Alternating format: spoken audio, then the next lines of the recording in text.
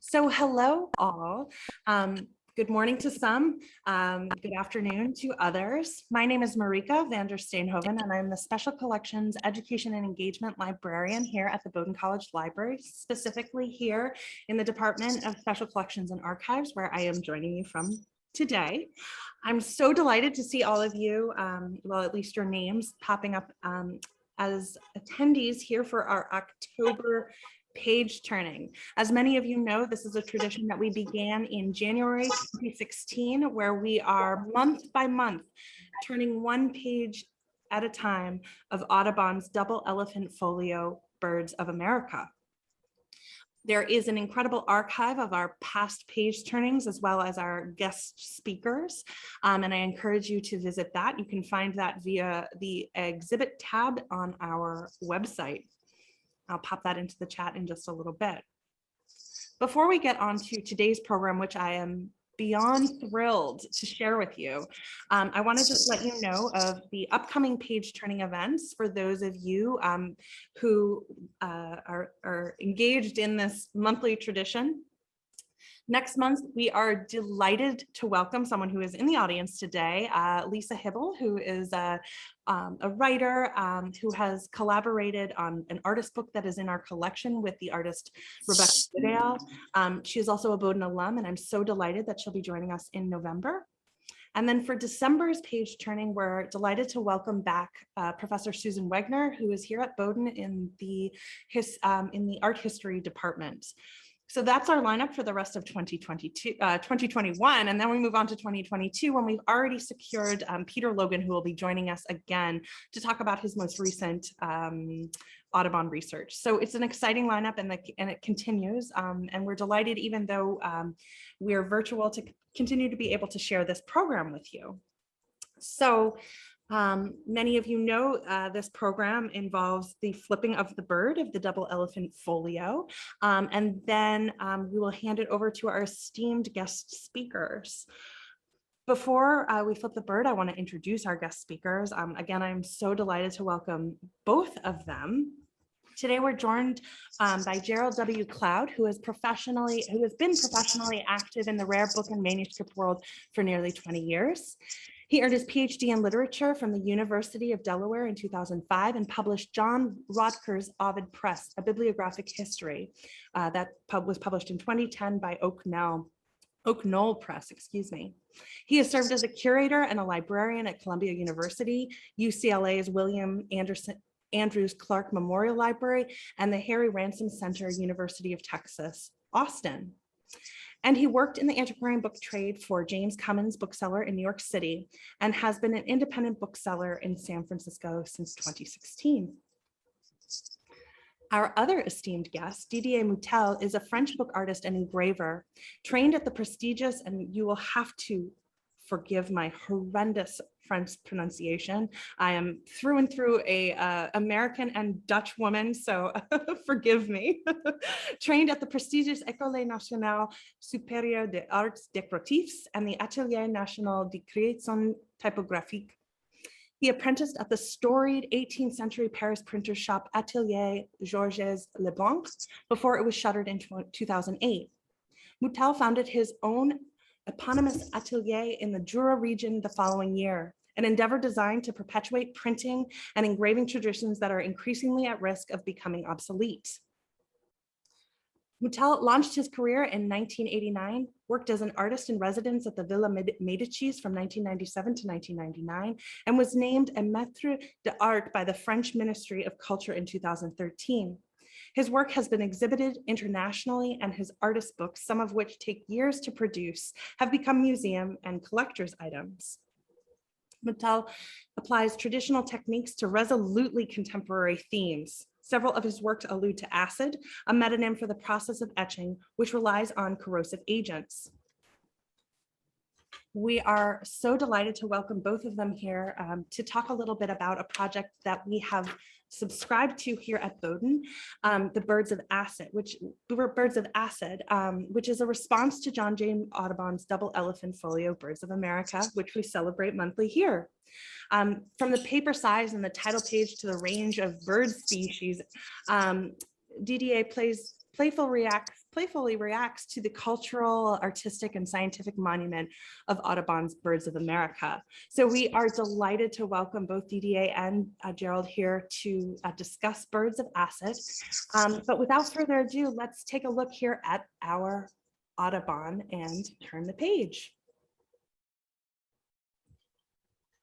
Today, I am joined by Aubin White, who is the department assistant. Kat Stefko is off on vacation, so I'm going to welcome Aubin into the reading room, and we will flip the bird.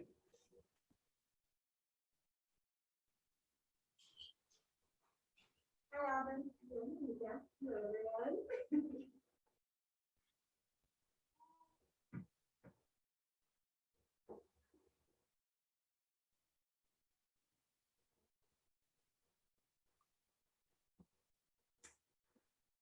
Okay, let's make sure we're in focus here.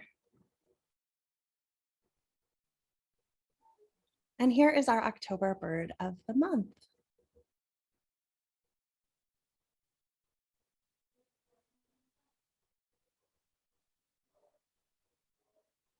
Oop. Trying to get it in focus for you all. Yet another warbler.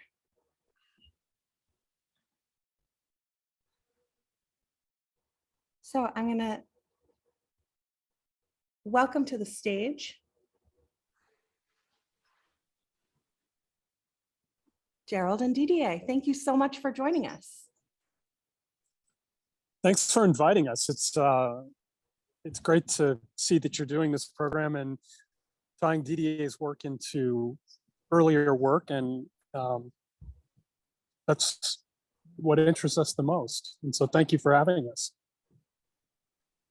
Thank you very much for the invitation. It's a pleasure to be here and to talk about birds and books, and that's it. So, do you want, okay. As you have said, my name is Didier Mutel, and I am an engraver. And this since, I would say, 86. And I have always been wanting to engrave. It has been something very strong. And when I was very young, I did enter a studio, a workshop in Paris. And then I came there again and again.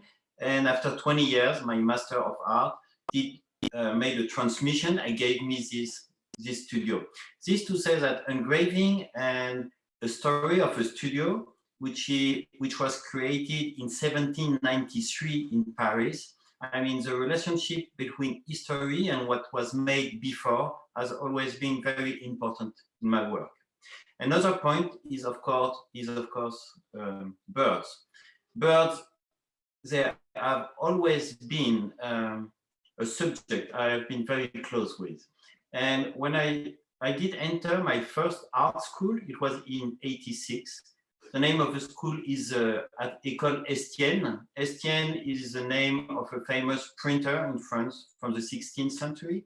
And in this school, I've been able for the first time to learn how to engrave and typography and also bookbinding. I mean, all the works around the book. And when I did graduate after 5 years in this school, we had to choose a subject. And this subject was for me, birds.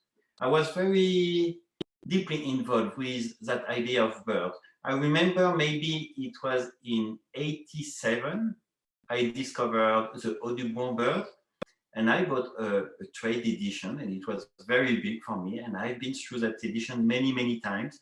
And well, I am somehow close with Audubon since that time. But when I did my bird, they were very different. So why I have chosen bird? Truly, I cannot remember. It's very deep. But I think one of the idea was not to represent birds from the point of view naturalist. Birds were more like the metaphor of something. One thing we can say about birds, they can fly between earth and sky, that verticality and that ability to, well, to go a way we cannot. So for me, they were really a metaphor for maybe something close with liberty or something like that. And here I have a very small thing I did in those days, and I want to show it to you. It is a small, very small. It's less than in quarto. It's between in octavo and in quarto, and it is a series. It is a small portfolio, and if you can see the title, it is oiseau, which is bird in French. And here on the title page, it is say 40 croquis gravés. It means 40 sketches, 40 engraved sketches. And to do this work, I went to the Muséum d'Histoire Naturelle in Paris with small plates. And I did engrave the plates in the zoo. And when I came back to the studio, I did etch them with acid. So here we can see some of the birds I was looking at.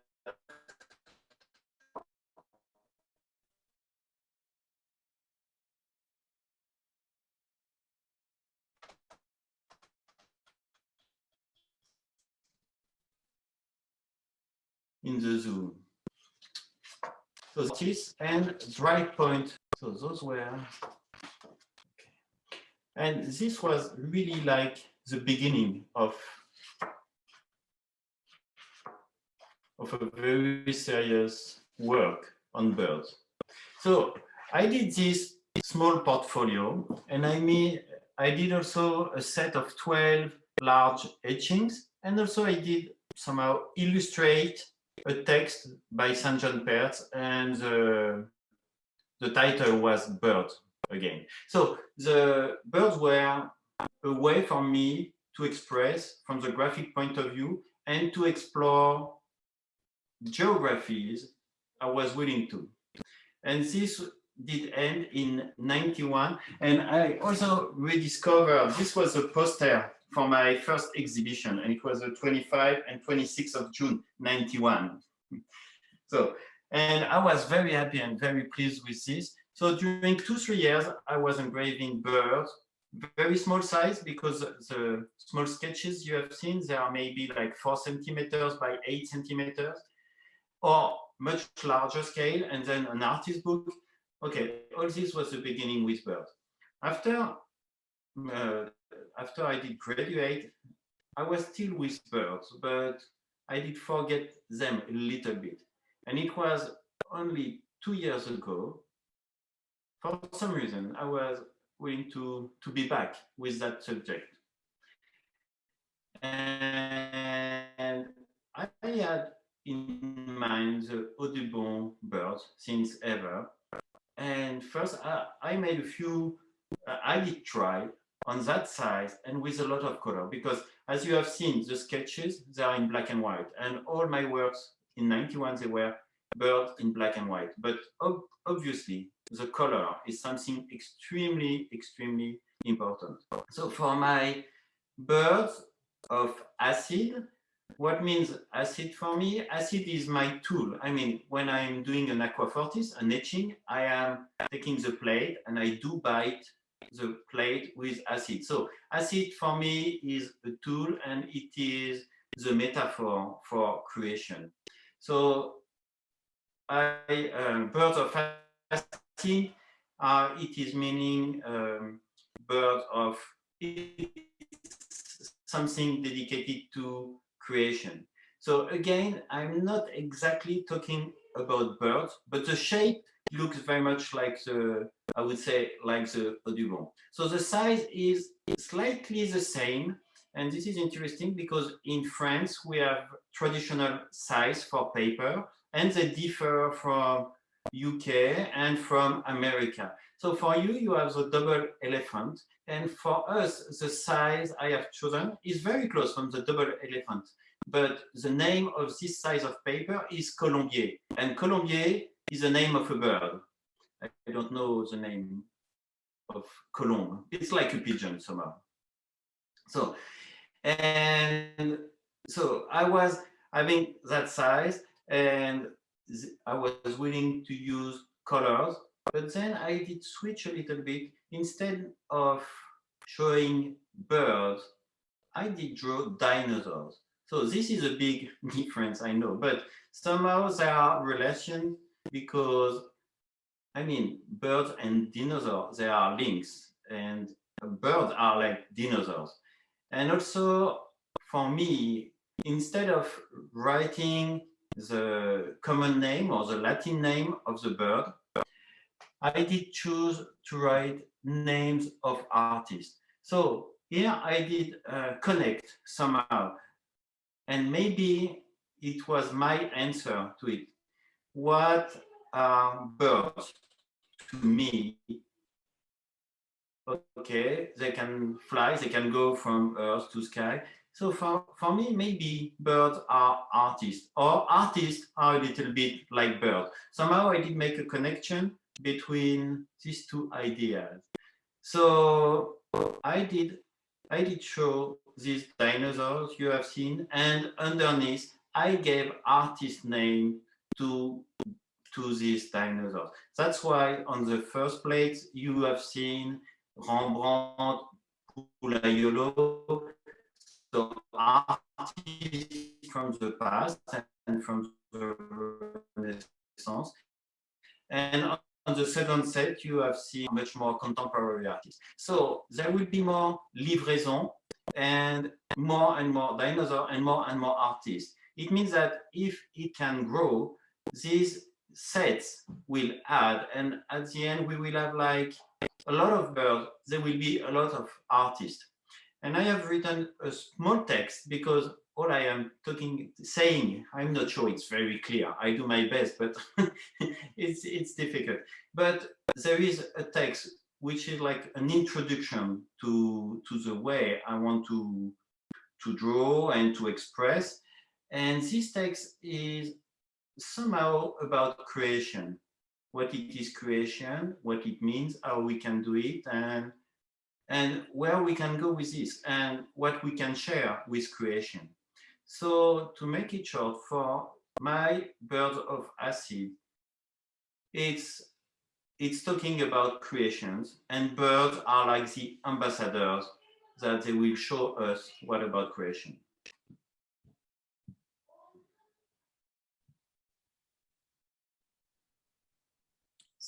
I think Marieke is about to try to display one of your plates, Didier, but I wanted to know if you could say something about the colors. A lot of the people on this Zoom call will have seen the plates, and if you can talk about how you did the hand coloring and the rapport that has with Audubon's technique.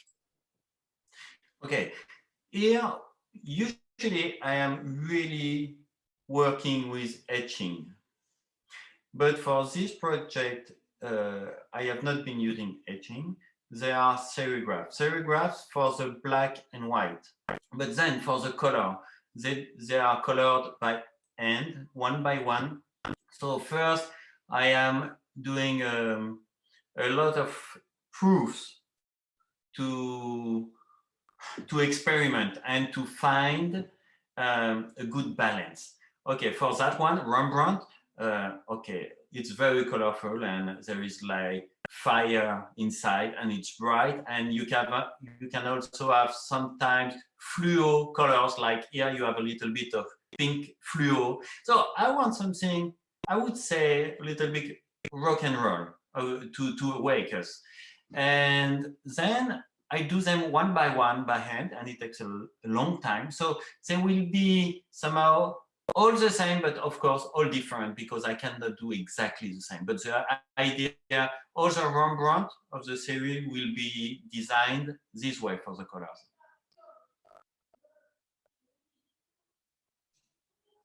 I like the rock and roll metaphor. I think Rembrandt and Monet and Kiki Smith were all very much rock stars in their own world.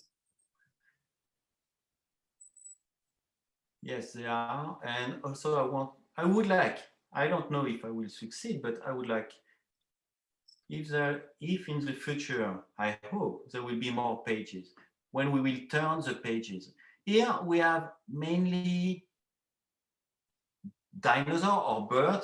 They take all the space. Maybe we will see the one from Kete Kolwitz, which is much smaller. The page we have seen in your Audubon, here we see small birds in the trees. Sometimes the pelican or the pink floyd, they take the whole space. So I would like, when we will turn the page, maybe to have some surprise, to see very small dinosaur or very big one, but always with a lot of color, to have something very, I would say, joyful. And the birds of paradise, for instance, they have always been very exciting. I mean, it's a pleasure to see all these birds. They have beautiful colors. So for us, it's like a dream. It's like if you want to buy some colors and you see hundreds of colors, I guess every one of us will spend a while just to dream what we can do with all these colors. So the use of color is really a key point in that work.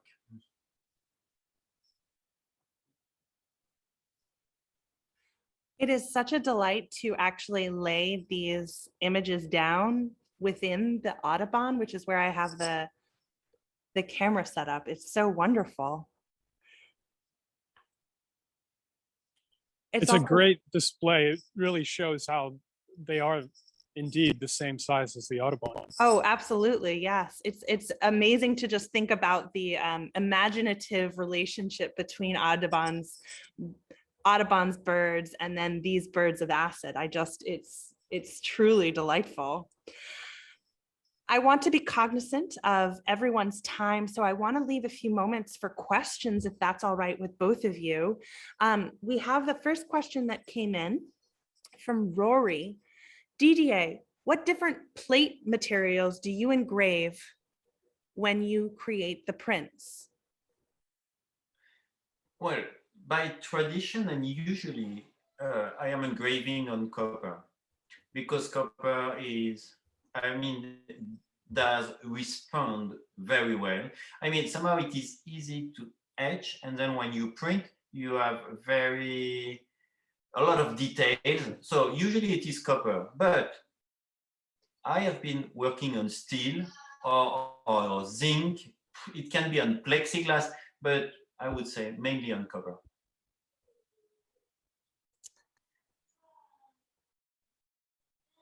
Again, if you have questions, please put them in the chat or the Q&A forum. Didier, I have a question for you.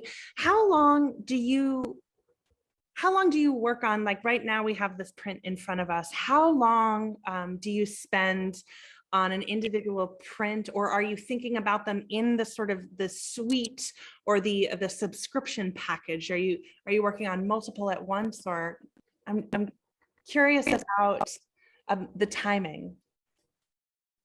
Well, I have the general idea. I have in front of me a lot of dinosaurs.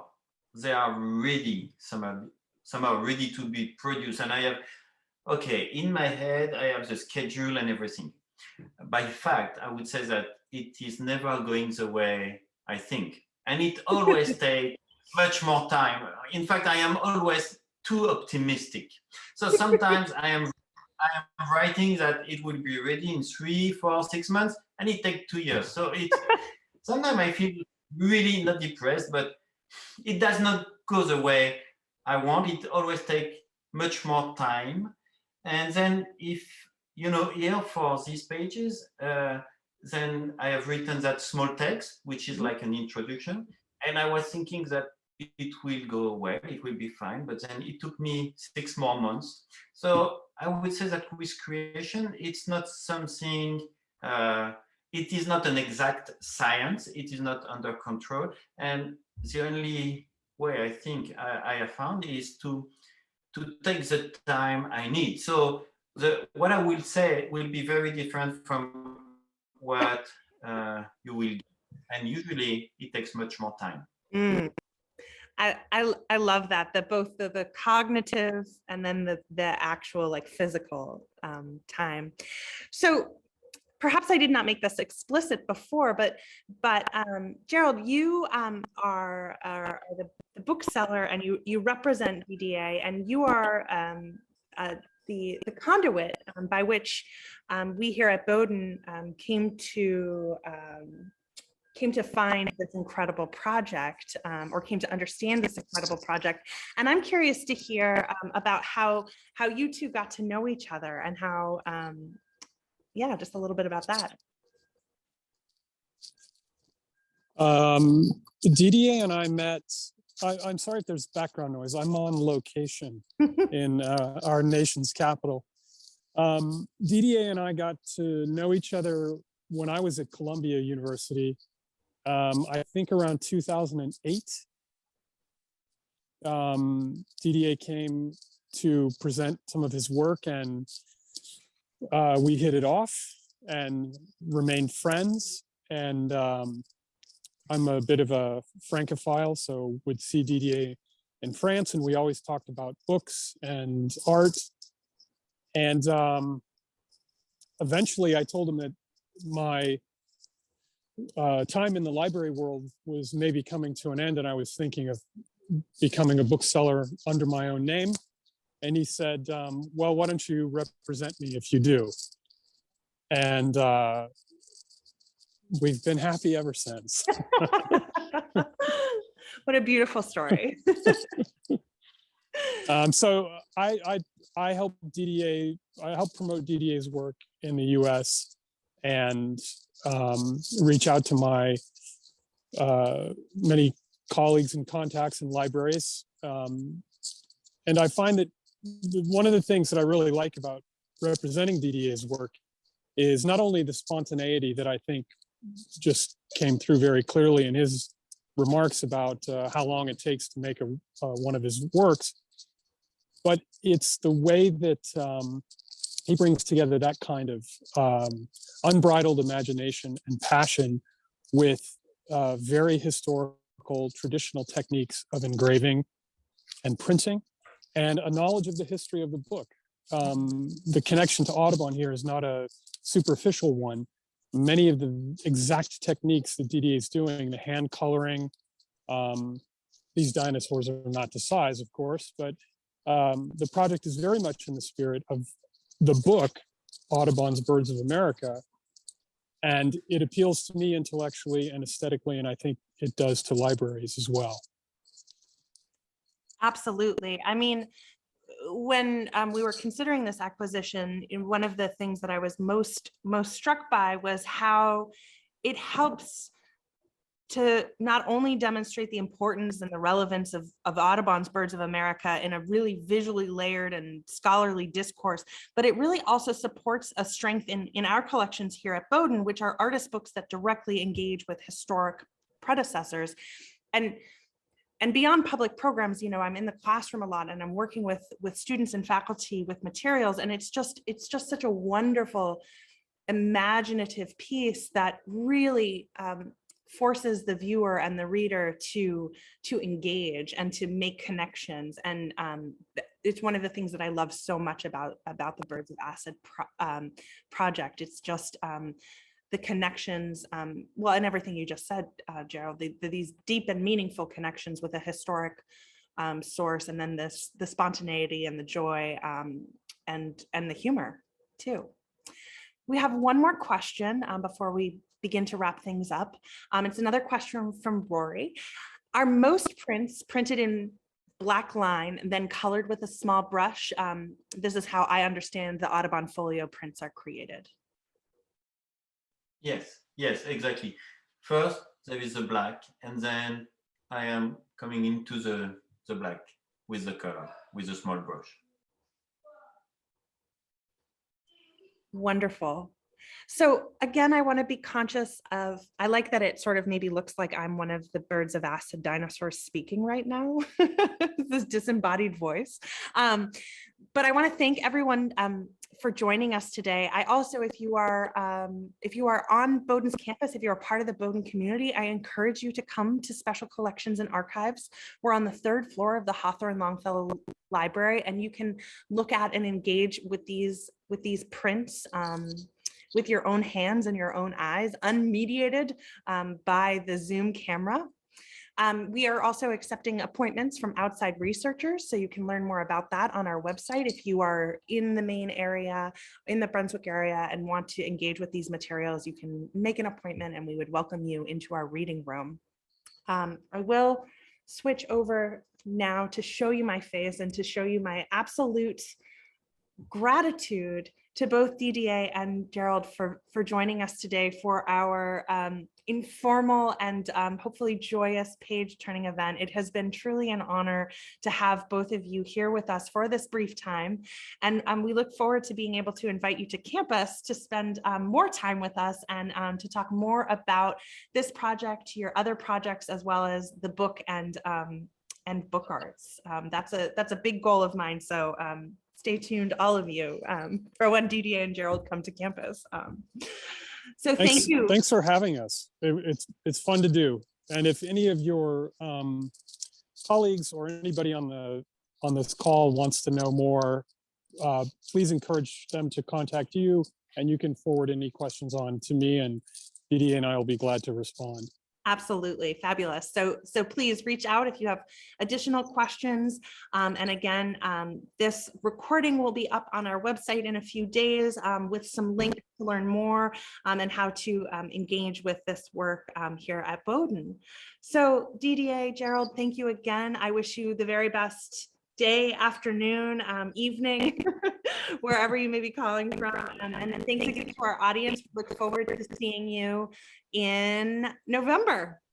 Be well. Thank you. Thank you. It was a pleasure. Thank you very much.